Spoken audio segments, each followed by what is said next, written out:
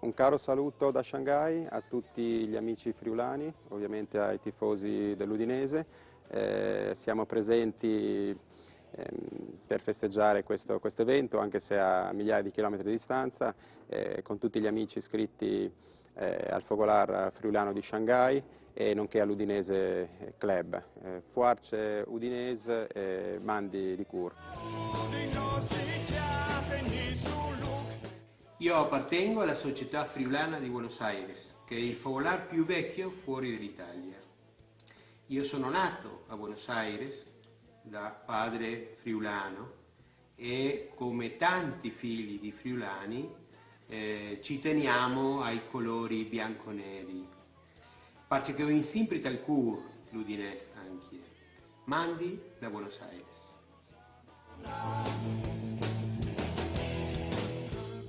Amici furlans dal Friul, in chi stadi, c'è il privilegio di poter mandare un saluto dal Canada. A favore non della Federazione dei Fogolars del Canada, di tutti i stati fogolars e famiglie che rappresentano, us mandiamo a Waters in queste giornate un augurio di buon divertimento.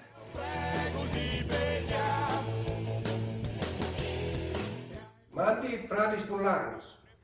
In un momento così gioioso vi portiamo il saluto dei friulani di Svizzera, dei friulani che con i loro friuli portano anche l'Udinese sempre nel cuore.